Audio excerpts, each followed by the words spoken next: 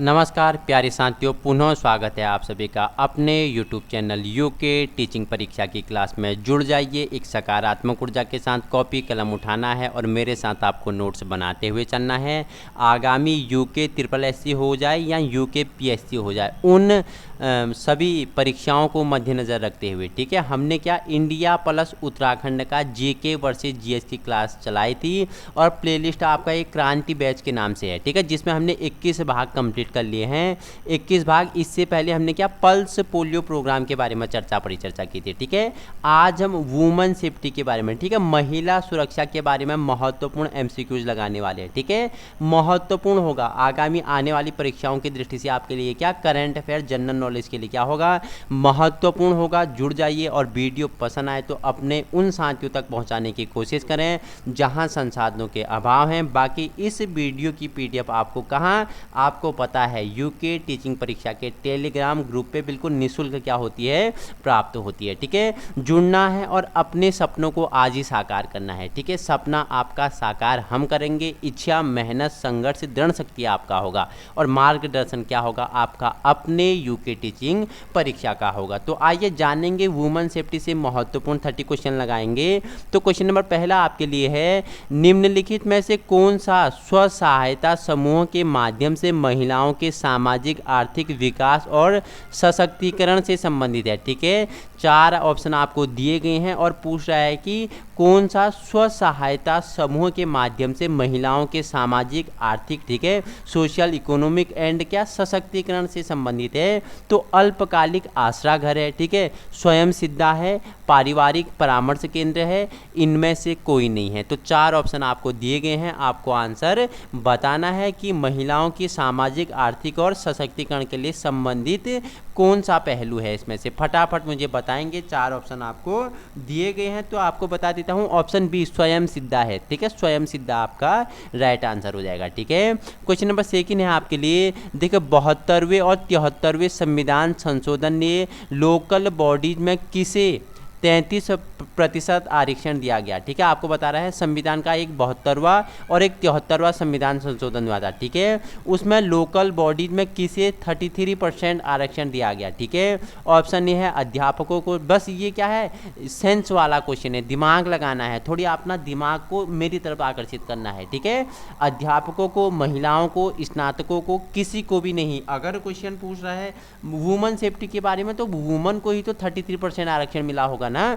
अध्यापक के बारे में तो क्वेश्चन है नहीं, स्नातकों के बारे में तो है नहीं। हम परिचर्चा कर रहे हैं वुमेन सेफ्टी के बारे में। तो लोकल बॉडीज में 33% आरक्षण किसे, महिलाओं को। ऑप्शन बी आपका राइट आंसर हो जाएगा, ठीक है। क्वेश्चन नंबर आपके लिए 3 है, स्टेप एक ऐसा कार्यक्रम है जो क्या करता है, डॉट डॉट डॉट को रोजगार दिलाने के लिए शुरू किया गया था, ठीक है। दो क्या है, स्टेप है। स्टेप क्या है, एक कार्यक्रम है। ये किसको रोजगार दिलवाने के लिए शुरू किया गया था, महिलाओं को, नौजवानों को, बालिगों को, इनमें से कोई नहीं। तो इजी है।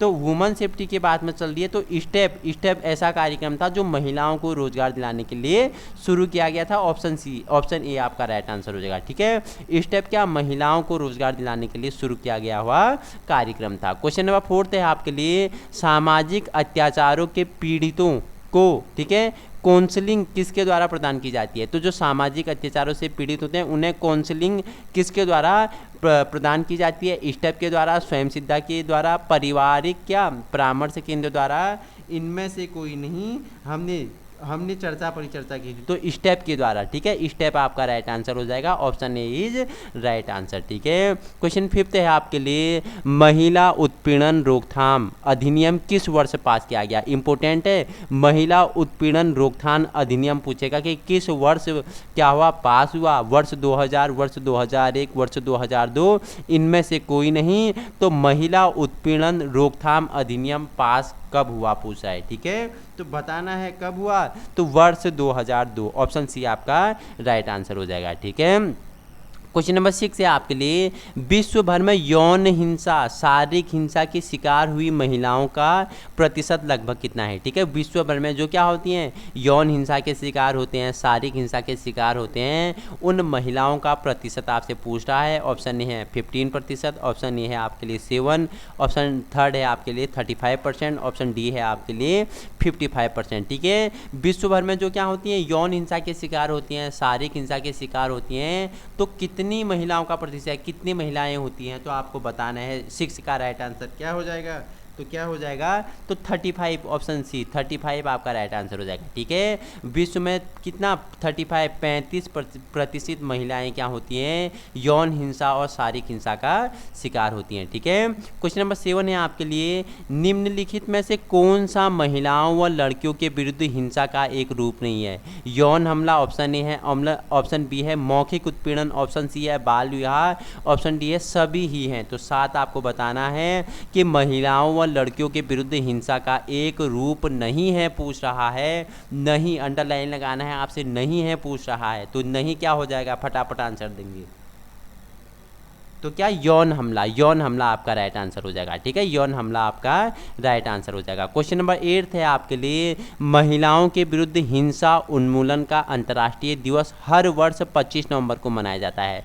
पहला क्वेश्चन आपके लिए बन गया कि महिलाओं के विरुद्ध हिंसा उन्मूलन का अंतर्राष्ट्रीय दिवस हर वर्ष कितने तारीख को मनाया जाता है, तो 25 नवंबर को मनाया जाता है।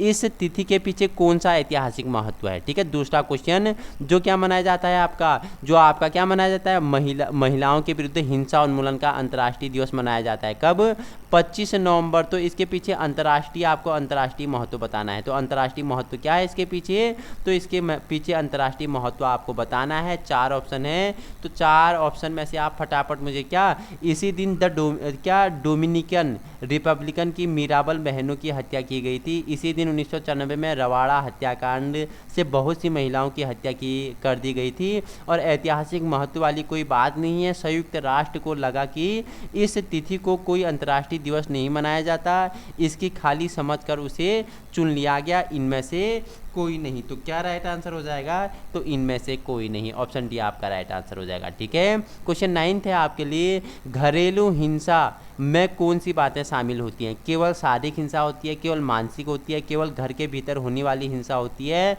उपरोक्त सभी होता है। तो घरेलू हिंसा में कौन सी बातें शामिल होती हैं, तो कौन सी होती हैं, तो ये सभी, उपरोक्त सभी। ठीक है, शारीरिक हिंसा, मानसिक हिंसा और घर के भीतर भी होने वाली जो हिंसा होती है, जो झगड़ा होता है, वो भी किसके अंतर्गत आता है, घरेलू हिंसा के अंतर्गत आता है। तो ऑप्शन डी आपका उपरोक्त सभी राइट आंसर हो जाएगा। ठीक है, क्वेश्चन 10वां है आपके लिए, नारी आंदोलन में इनमें से कौन से आंदोलन का प्रयोग किया जाता था। जागृति का प्रसार, इंसाफ की मांग, भेदभाव के विरुद्ध लड़ाई, उपरोक्त सभी। तो नारी आंदोलन में इनमें से कौन सा आंदोलन का प्रयोग किया गया। क्वेश्चन 10 के 4 ऑप्शन आपके पास पड़े हुए हैं, आपको राइट आंसर बताना है। तो ऑप्शन सी भेदभाव के विरुद्ध लड़ाई, भेदभाव के विरुद्ध लड़ाई, ऑप्शन सी आपका राइट आंसर हो जाएगा। ठीक है, क्वेश्चन नंबर 11 है आपके लिए, महिला पर सामाजिक और पारिवारिक दबाव का उदाहरण चुनो। ठीक है, नाजायज छेड़छाड़, ठीक है, तारीफ करना, बालिगों द्वारा की जाने वाली मांगें, इनमें से कोई नहीं। तो महिला पर सामाजिक और पारिवारिक दबाव का उदाहरण पूछ रहा है। तो 4 ऑप्शन आपके पास हैं, तो क्या हो जाएगा, महिला पर सामाजिक और पारिवारिक दबाव का उदाहरण क्या हो जाएगा, नाजायज छेड़छाड़। ठीक है, नाजायज छेड़छाड़ हो जाएगा, ऑप्शन ए आपका राइट आंसर होगा। ठीक है, क्वेश्चन आपके लिए 12 है, कार्यस्थल पर महिला यौन उत्पीड़न। ठीक है, इंपॉर्टेंट क्वेश्चन है। ठीक है, कार्यस्थल पर जैसे महिला कहीं जॉब कर रही हैं, कहीं वर्क कर रही हैं, तो कार्यस्थल पर उनके जॉब करने के स्थान पर जहां भी महिलाएं कार्य कर रही हैं, ठीक है, उनके साथ यौन उत्पीड़न, ठीक है, रोकथाम, मनाही और उपचार अधिनियम का पास हुआ। ठीक है, आप अगर क्या कार्यस्थल पर जॉब में किसी महिला के साथ यौन उत्पीड़न करते हो, ठीक है, या रोकथाम या उसे मनाते हो या उसके साथ ज़बरदस्ती करते हो, तो उसके लिए एक अधिनियम पारित होता है। तो कब अधिनियम पारित होता है, तो अधिनियम हुआ आपका कब, 3 सितंबर 2009 से को हुआ और 11 मार्च 2010 को लागू हो गया था पूरी तरह। ठीक है, तो क्या ऑप्शन आपका बी राइट आंसर हो जाएगा? ऑप्शन बी आपका राइट आंसर हो जाएगा। कार्यस्थल पर महिला यौन उत्पीड़न रोकथाम मनाही के लिए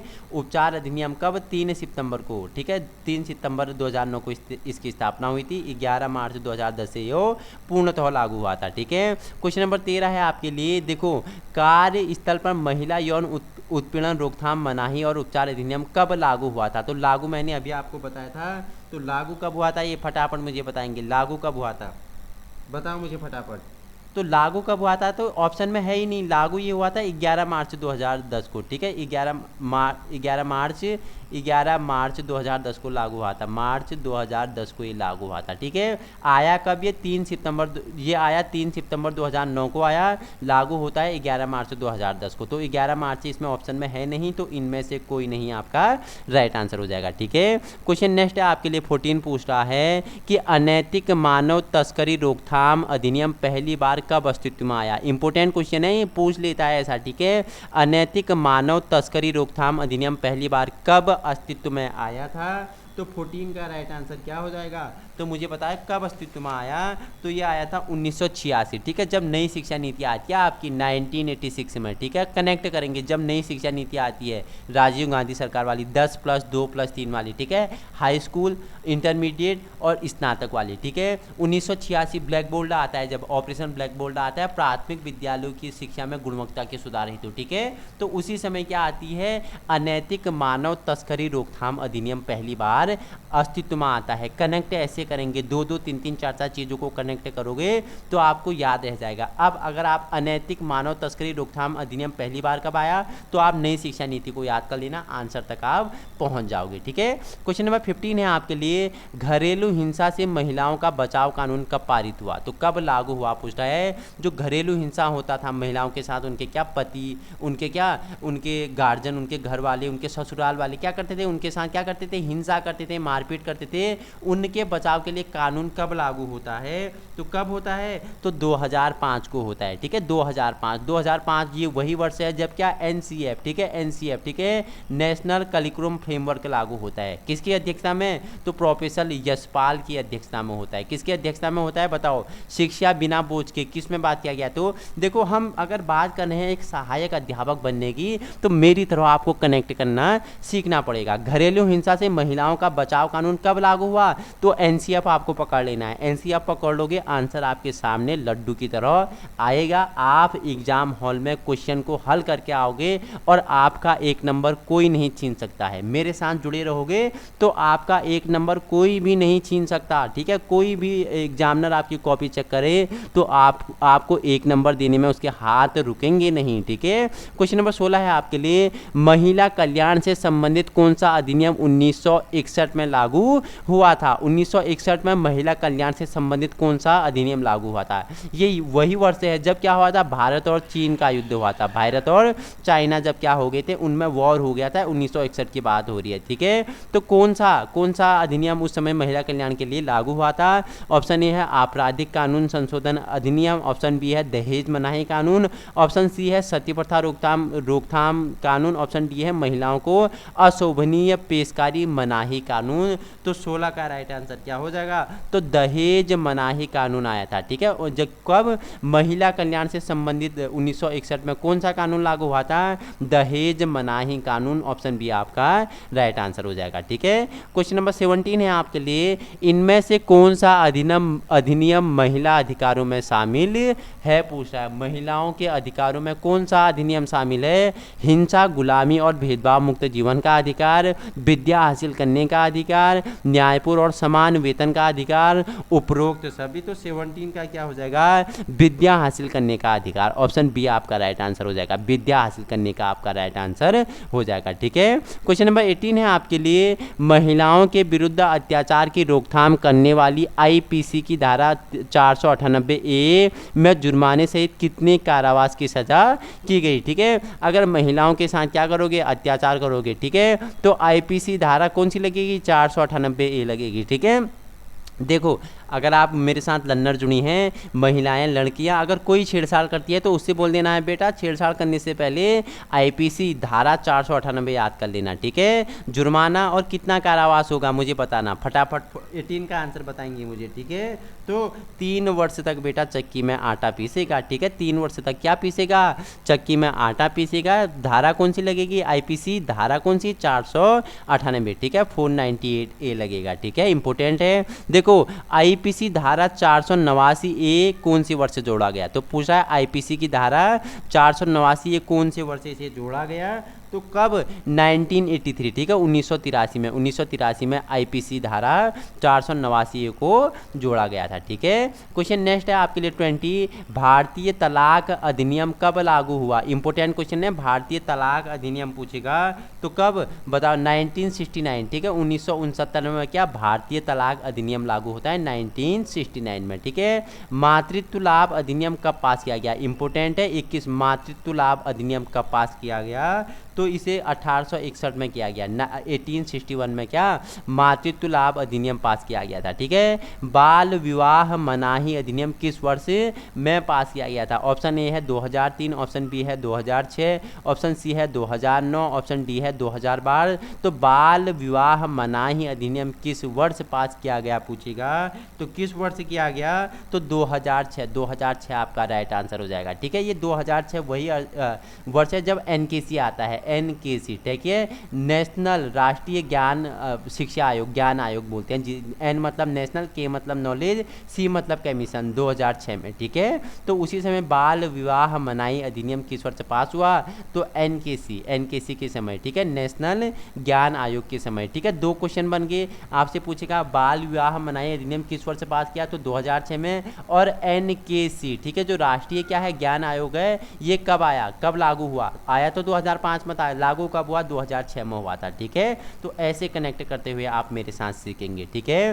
क्वेश्चन 23 है, किसने यह शब्द लिखे थे कि आवाज उठा सकने वाली महिला परिभाषा की दृष्टि से ताकतवर महिला होती है, तो किसने यह शब्द बोले, क्या बोले कि किसने कहा कि बोल रहा है आवाज़ उठा सकने वाली महिला परिभाषा की दृष्टि से ताकतवर महिला होती है, हिलेरी क्लिंटन ने कहा, इंदिरा गांधी ने बोला, मेलिंडा गेट्स ने बोला, इनमें से कोई नहीं। तो 23 किसने, मेलिंडा गेट्स ने बोला था, मेलिंडा गेट्स ने बोला था कि आवाज़ उठा सकने वाली महिला परिभाषा की दृष्टि से ही ताकतवर महिला होती है। जो आवाज़ उठा पा रही है ना महिला, जो उसके साथ अत्याचार हो रहे हैं, उसके साथ क्या हो रहे हैं, उसके साथ हिंसा हो रही है, वो आवाज़ उठा पा रही है परिभाषा की दृष्टि से, वह क्या है, एक ताकतवर महिलाएं हैं, ठीक है। आज देखो शादी होती है, ठीक है, तो उनके ससुराल में उनके साथ अत्याचार होता है, तो बहुत सारी महिलाएं अपनी आवाज़ को क्या कर देती हैं, अंदर ही दबा देती हैं, तो वो क्या है, ताकतवर महिलाएं नहीं है। जो अपनी आवाज़ को उठा पा रही हैं, सबके समक्ष रख पा रही हैं, अपने विरुद्ध आवाज़ उठा पा रही हैं, तो उस महिलाओं को आप क्या बोलोगे, वही क्या है, ताकतवर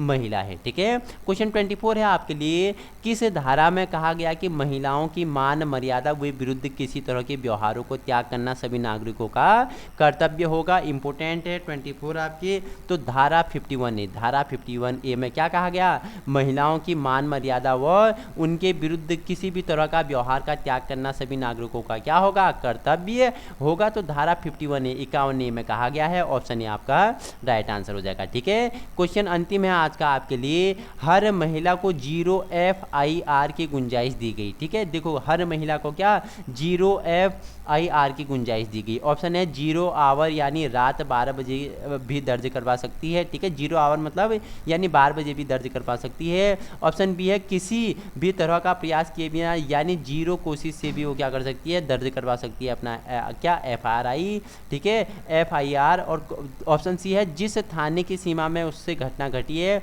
उसकी सीमा के बाहर भी किसी भी थाने में वो दर्ज करवा सकती है, तो क्या FIR। और ऑप्शन डी है उपरोक्त सभी। तो 25 का राइट आंसर क्या होगा, जिस थाने की सीमा में उससे घटना घटती है उसके बाहर किसी भी थाने की सीमा में वो क्या कर सकती है, अपने खिलाफ हुए जो अत्याचार हैं उसका क्या कर सकती है, FIR करवा सकती है, ठीक है। तो ऑप्शन सी आपका राइट आंसर हो जाएगा, ठीक है। तो ऑप्शन सी आपका राइट आंसर हो जाएगा। क्रांति बैच के हमारे किसने, हमारे 22 भाग कंप्लीट हो गए हैं, ठीक है। क्रांति बैच के हमारे 22 भाग कंप्लीट हो गए हैं, जिसमें हम क्या उत्तराखंड प्लस इंडिया जी जीके वर्सेस जीएस की क्लासें पढ़ रहे हैं, ठीक है।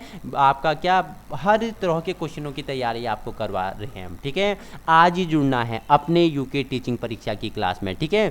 एक दिन में 3 वीडियो आती हैं, सुबह 8 बजे, दिन में 12 बजे और शाम के 5 बजे। उन तीनों वीडियो के नोटिफिकेशन पाने के लिए अभी चैनल को आप सब्सक्राइब कर सकते हैं। चैनल को सब्सक्राइब करके छोड़ना नहीं है, बगल पे जो घंटे वाला बेल आइकन होता है उसे प्रेस करना है और नोटिफिकेशन ऑन करोगे तो आपको क्या हमारी वीडियो कब अपलोड होती है, कब हम लाइव आते हैं, आपको तभी नोटिफिकेशन मिलेगा, तभी आप जुड़ पाओगे, तभी एक अच्छे कंटेंट के साथ आप तैयारी मेरे साथ कर पाओगे, ठीक है। देखो हमारा उद्देश्य क्या है, आप सभी को व्यवहारिक और निःशुल्क और शिक्षा प्रदान करना है। सपना आपका साकार हम करेंगे, इच्छा, मेहनत, दृढ़ शक्ति और संघर्ष आपका होगा, मार्गदर्शन आपका अपने YT YouTube channel UK teaching परीक्षा का होगा। बाकी पीडीएफ पाने के लिए आप यूके टीचिंग परीक्षा टेलीग्राम में जाना, यूके टीचिंग परीक्षा हिंदी में सर्च करना, यूके टीचिंग इंग्लिश में, परीक्षा हिंदी में सर्च करना, आपको हमारा चैनल मिलेगा, आप उसमें ज्वाइन हो सकते हैं, जिसमें आपको क्या समय समय पर पीडीएफ प्राप्त हो जाती हैं बिल्कुल निःशुल्क। आप एक क्या बेहतरीन, मजबूत और निःशुल्क, ठीक है, बिना किसी शुल्क के तैयारी हमारे साथ कर सकते हैं। जो क्या हमारे पेड क्लास थे, हमारे पेड क्लास मैंने आपके लिए निःशुल्क रख दिया है, ठीक है। तो आज इस लग्न होना है आपको अपने यूट्यूब चैनल के साथ। Thank you so much.